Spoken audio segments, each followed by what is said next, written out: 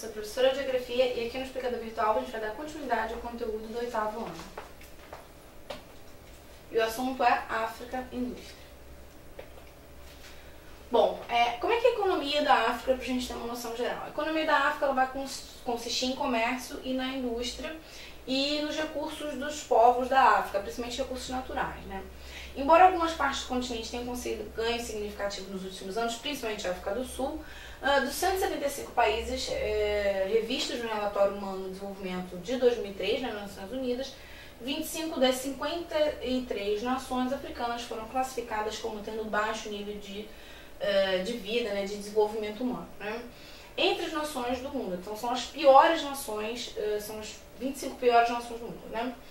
Isto se deve, né, em parte, à sua história turbulenta, tribulada, assim, processo de colonização difícil, né?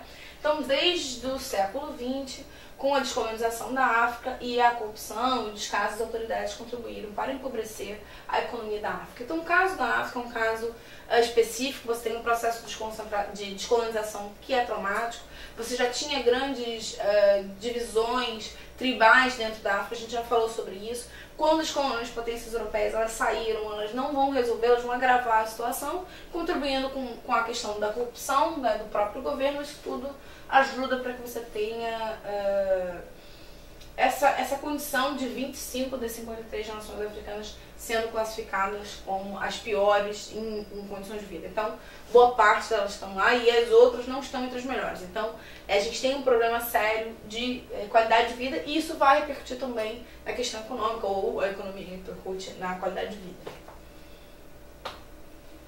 Bom, a indústria, né? Como já foi dito, no continente africano a indústria é bem modesta, né?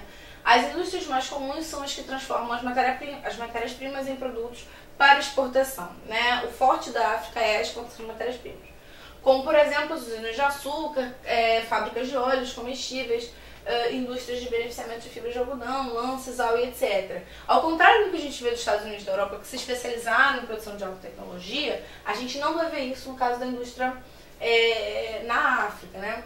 Nas últimas décadas também começaram a aparecer indústrias com técnicas avançadas e material caro e sofisticado. Essas, porém, invariavelmente pertencem às empresas internacionais, ou seja, são empresas transnacionais que não têm tecnologia lá, né, que visam produzir para exportação. Instalam-se na África pela vantagem de conseguir minérios e mão de obra barata, né, e tudo mais. Então, eles ajudam de alguma forma, mas continuam perpetuando a dependência da África em relação aos outros países. Bom, as grandes indústrias de base, né, o que são as indústrias de base? São aquelas indústrias que produzem matéria para outras indústrias. Então, matéria-prima para as outras indústrias. Então, as grandes indústrias de base, siderúrgicas, químicas, etc., aparecem em poucos países, como a África do Sul e Egito, que são os países mais industrializados do continente, né? As indústrias que visam ao consumo interno são alimentares, têxteis, que utilizam fibras comuns na África, como algodão, lã, agave e o sisal, e de matérias-primas de construção, de cigarros, entre outros. Os eletrodomésticos não são muito consumidos na região, porque a gente já viu que tem um índice baixo de desenvolvimento humano. Uma das causas é a pequena produção e o consumo de energia. Então, eles têm problemas de infraestrutura graves, isso vai repercutir também na capacidade de produção industrial da região, inclusive no acesso da população como mercado consumidor. A África não é um mercado consumidor desenvolvido porque as pessoas não têm muito acesso aos produtos, né? Então, dos países africanos, o mais industrializado é a República da África do Sul. Apesar dos grandes recursos, os países africanos são pouco desenvolvidos industrialmente. Então, a existência de recursos naturais não significa que você tem uma grande distribuição e desenvolvimento industrial. Pelo contrário, eles acabam sendo enviados para outros países, né, por preços menores, o que ajuda a condição de dependência da África. Isso não quer dizer que vários deles não tenham procurado saídas para o problema. Em alguns, tem se tentado reduzir a importação, incentivando a industrialização de produtos básicos.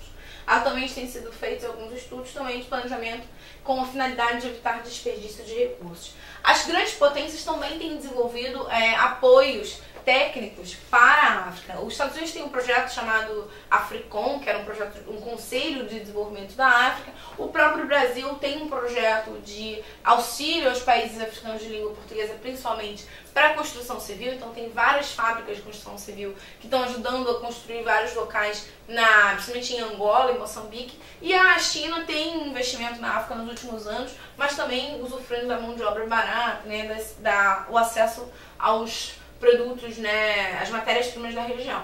O que acontece é que existe uma divisão, se é bom ajudar a África ou é melhor deixar que eles se virem sozinhos.